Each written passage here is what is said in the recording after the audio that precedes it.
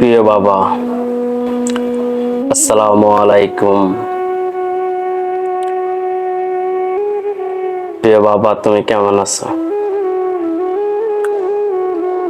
আল্লাহর অশেষ কৃপায় নিশ্চয়ই ভালো আছো। তুমি হয়তোবা তুমি আগের চিঠিতে জানতে পারছো আমি বেশি একটা ভালো নেই। তোমার সোনামণি যে মরণবেদী ক্যান্সারে আক্রান্ত। প্রিয় বাবা, তোমাকে দেখার আমার খুব ইচ্ছা ছিল। জানি না তোমাকে হয়তোবা আর দেখা হবে কিনা,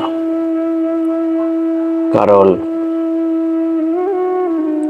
আমি শুনেছি মানুষের কাছে যে মরণবেদী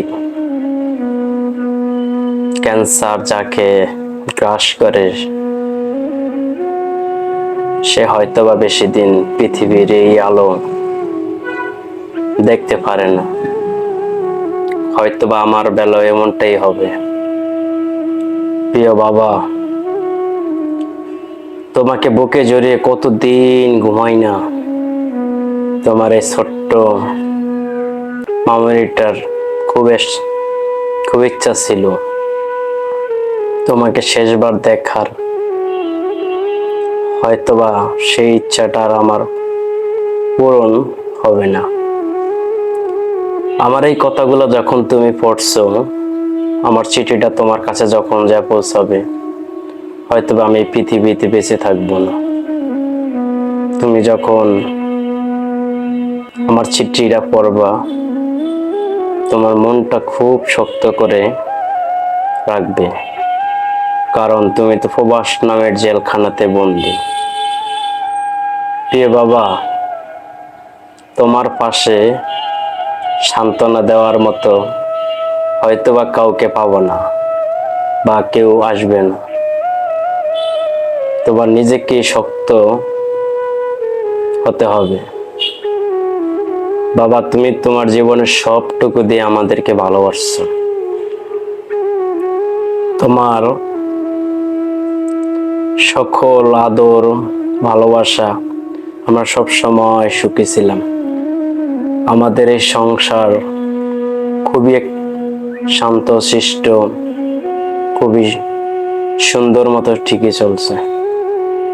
হঠাৎ করে কি জানি হয়ে গেল। আমার এরকম বিষাদের দিনে পরিবারের কেউ ভালো নেই। বাবা, তুমি আমার জন্য দোয়া করবা। এই চিঠিখানা যখন তুমি পড়বা, তুমি আমার জন্য প্রাণ খুলে দোয়া করবা। আমার প্রতি তোমার যদি কোনো রাগ কষ্ট কিছু থেকে থাকে, তুমি আমাকে ক্ষমা করে দিবা।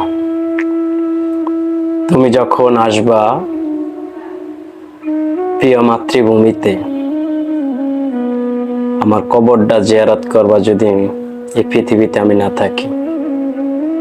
আর সবাইকে তুমি সাহস দিবা। তোমার জীবনের সুখ শান্তি সকল কিছু শেষ করে তুমি আমাদেরকে মানুষ করেছো।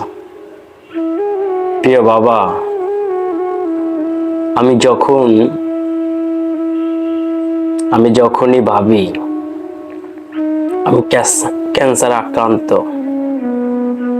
তখন আমার পৃথিবীর কোনো সুখী আমাকে সুখী করতে পারে না। কারণ যে আমি তোমাকে হয়তো আর দেখবো না। তুমি তো চাইলেও আসতে পারবে না, কারণ তুমি তো প্রবাস নামের জেলখানাতে বন্দী।